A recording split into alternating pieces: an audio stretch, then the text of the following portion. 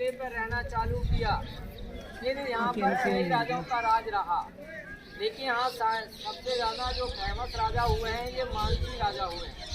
ये राजा मानसी का समय जब था, जिस समय गुरु नानक देव जी का टाइम था, तो गुरु नानक देव जी का टाइम जो रहा है 1469 से लेके 1539 तक रहा है। मानसी जी का समय 1486 से लेके 1516 तक रहा है।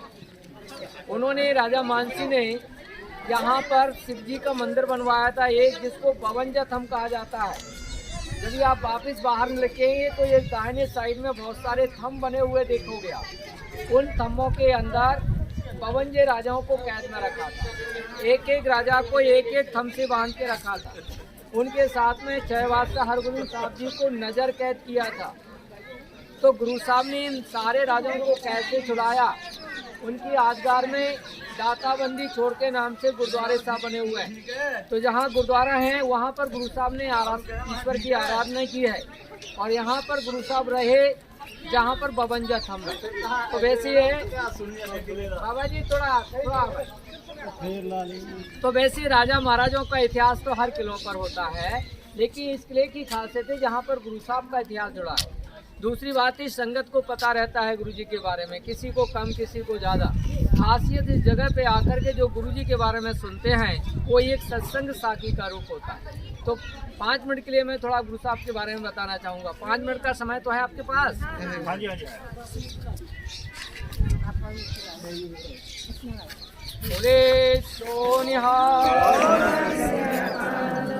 तो देखिए ग्वालियर के किले पर 6 बादशाह हरगोविंद साहब जी आए, यहाँ पर 2 साल 3 महीने रहे हैं। यहाँ पर 6 बादशाह हरगोविंद साहब जी के आने के 2 कारण थे। एक तो कारण था चंदू की दुश्मनी का कारण। चंदू जहांगीर का सेनापति था, वजीर था। वो ग्वालियर के किले पर यानी उन्होंने गुरु परिवार से दुश्मनी पाल रखी थी। लेकिन उसने गुरु परिवार से दुश्मनी क्यों पाली? उनकी दुश्मनी का कारण बना उसकी लड़की का रिश्ता। पहले नाई और ब्राह्मण के द्वारा रिश्ते तय कराए जाते थे, तो चंदू ने भी अपनी लड़की के रिश्ते के लिए नाई ब्राह्मण को भेजा। उन्होंने हरगोविंद साहब को पसंद किया और बताया कि हम लड़का चुन के आए हैं। तो उन्होंने पूछा किस परिवार के बच्चे को चुना आपने? उन्होंने बताया कि हमने 5 गुरु अर्जुन देव पुत्र हरगोविंद साहब को चुना। वो कहता है नहीं, वो रिश्ता नहीं हो पाएगा। उन्होंने पूछा भाई क्यों? उन्होंने बताया कि वो परिवार छोटा, हमारा परिवार बड़ा, यानी अपने को बड़ा और गुरु परिवार को छोटा बताया।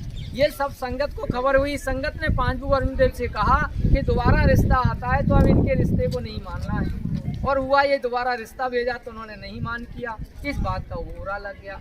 उन्होंने अब गुरु परिवार से दुश्मनी पाली। दूसरा, जहांगीर भी गुरु परिवार से दुश्मनी रखता था। जहांगीर की दुश्मनी का कारण बना उसका लड़का। जहांगीर के लड़के का नाम खुसरो था। वो पंजाब की स्टेट पर मंत्री होता था। एक बार खुसरो में और जहांगीर में किसी बात को लेकर झगड़ा दे उठा। जहांगीर अपने लड़के को मारने के लिए पंजाब जाता है। वो डर गया और डर करके 5 गुरु अर्जुन देव जी की शरण में पहुंचा। 5 गुरु अर्जुन देव जी ने मदद कर दी। इस बात का उसे बुरा लग गया और उन्हें गुरु परिवार से दुश्मनी रखी। उसी दुश्मनी को बदला लेते हुए 5 गुरु अर्जुन देव जी को लाहौर में शहीद करवाया गया। 5 गुरु अर्जुन देव जी की शहीदी देने के बाद जब गुरु गद्दी पे 6 बादशाह हरगोविंद साहब बैठे, ये तो बहुत महान पुरुष थे। इन्होंने असहाय लोगों की मदद करने के लिए बीड़ा चखा। मीरी पीरी नाम से एक तलवार, एक कृपाण धारण की, एक शक्ति की, एक भक्ति की सेना तैयार की। जहांगीर को लगा कि गुरु की शक्तियाँ बढ़ रही हैं, इनकी कलाएं उठती जा रही हैं। अगर ये राजाओं को मिला लेंगे तो हम शासन किस पर करेंगे? लेकिन ना तो वो गुरु साहब को बंदी बना सकता था, ना जुर्म कर सकता था। ये मौका पा लिया चंदू ने जहांगीर को भर दिया। चंदू ने जहांगीर से कहा कि आप बीमार रहते हो, आपको कोई बीमारी नहीं है, आपको 7.5 का लगा है, आपके ग्रह खराब चल रहे हैं, इसके लिए आप किसी महान पुरुष से जाप कराओ। तो अब जब महान पुरुष के लिए कहा तो बोले कौन है जो तपस्या कर सकते हैं? तो उन्होंने बता दिया कि 6 बादशाह हरगोविंद साहब बहुत महान है, इनको ग्वालियर जैसे किले पर भेज दो, ये तपस्या करेंगे तुम ठीक हो जाओगे। ये बहाना था चंदू का। चंदू चाहता था कि मैं ग्वालियर के किले पर गुरु साहब को भेज दूंगा तो मैं अपनी दुश्मनी का बदला ले लूंगा, क्योंकि यहाँ का दरोगा था हरदास नाम का, वो चंदू का रिश्तेदार लगता था। उन्होंने कहा कि हम अपनी दुश्मनी का बदला अच्छी तरीके से निकाल सकते हैं अपने रिश्तेदार के द्वारा, इनको वहाँ पर भेज दें। इस बहाने से ग्वालियर के किले पर गुरु साहब को भेजना चाहता। जब यहाँ पर आने का प्रयास हो गया तो चंदू ने एक पत्र लिखा हरदास दरोगा को कि मैं ग्वालियर के किले पर गुरु साहब को भेज रहा हूँ, वो कभी भी किसी भी तरीके से वापस ना लौट सके, उनको कुछ ऐसा खिला पिला देना। यहाँ के हरदास दरोगा ने ये पत्र पढ़ा, उसको बड़ा बुरा लगा। उसने कहा ये तो इतने महान पुरुष हैं, इनके बारे में इतना अपशब्द लिखना है, गलत है। और उनको पता हुआ कि ग्वालियर के किले पर गुरु साहब आ रहे हैं, तो नीचे जाकर के उनको स्वागत करके लाया और उनसे बताया कि यहाँ तो एक किला जेल है, आपको यहाँ पर जेल में रखाने के लिए बुलाया गया है और राजपूत राजा कैद में है। तो गुरु साहब ने कहा वो राजा कहाँ है, उनसे हमें मिलना है। तो गुरु साहब उन राजाओं से जब मिलने गए, गुरु साहब को देखा तो गुरु साहब ने जब राजाओं को देखा बड़ा कष्ट हुआ, लेकिन जब राजाओं ने गुरु साहब को देखा उनको बड़ी खुशी होने लगी कि गुरु हमारे बीच में आ गया, हमारे यहाँ से जाने का समय आ गया है। तो उनके प्रेम के आंसू टपकने लगे। गुरु जी साहब ने आश्वासन दिया, आप धीरज रखो, हम आए आपकी कुछ जरूर मदद करेंगे। तो वैसे तो गुरु साहब कभी भी ले जा सकते थे राजाओं को, वो अपनी शक्ति का प्रदर्शन नहीं करना चाहते थे। जब उन्होंने ये प्रदर्शन नहीं किया तो उस समय बाबा बुड्ढा जी को यहाँ पर भेजा गया कि ग्वालियर के किले पर हरगोविंद साहब नजर कैद हैं, उनको छोड़ दो, वहाँ से उनको लाइए। तो बाबा बुड्ढा जी जब यहाँ पर आते हैं, उस समय 5 संत थे जो गुरु साहब की सेवा करने के लिए रहते थे। वही 5 संतों से कहा कि हरगोविंद साहब को ले चलो।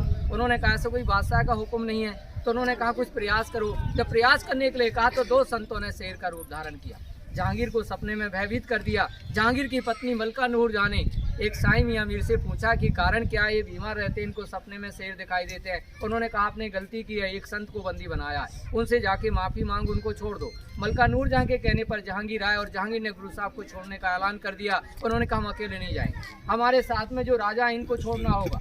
उन्होंने कह दिया कि हम उन राजाओं को छोड़ देंगे जो गुरु का पल्ला पकड़ के राजा जाएंगे। ये इसलिए कहा कि कोई राजा पल्ला नहीं पकड़ेगा। पल्ले का मतलब होता है किसी के सामने झुकना। पहले के राजा झुकते नहीं थे, सिर कटा देते थे। तो उन्होंने जो है फिर 52 कली के चोले का निर्माण किया। पहले तो राजाओं से पूछा आप राजपूत राजे हैं, क्या आप हमारे पल्ले को पकड़ने के लिए तैयार हैं? राजा ने कहा कि हम किसी राजा महाराजा का पल्ला नहीं पकड़ रहे हैं, किसी आम जनता का पल्ला नहीं पकड़ रहे हैं, पल्ला तो हम एक संत का पल्ला पकड़ रहे हैं। जब वो पल्ला पकड़ने के लिए तैयार हो जाते हैं तो गुरु साहब ने 52 कली के चोले का निर्माण किया। उसमें 52 कलियां टाकी गई, उसको पहना, एक एक राजा को एक एक पल्ला पकड़ करके सारे राजाओं को कैसे छुड़ाया। उनकी यादगार में दाताबंदी छोड़ के नाम से जय जयकार हुई। दाताबंदी छोड़ के नाम से गुरुद्वारे साहब बनाए गए। तो जहाँ पर गुरुद्वारे साहब है वहाँ पर गुरु साहब ने ईश्वर की बैठ करके तपस्या की है, आराधना की है। और जहाँ पर गुरु साहब रहे ये सारा किला वो पवित्र पावन जगह है जहाँ पर गुरु के चरण पड़ते रहे। बोले सोनिया।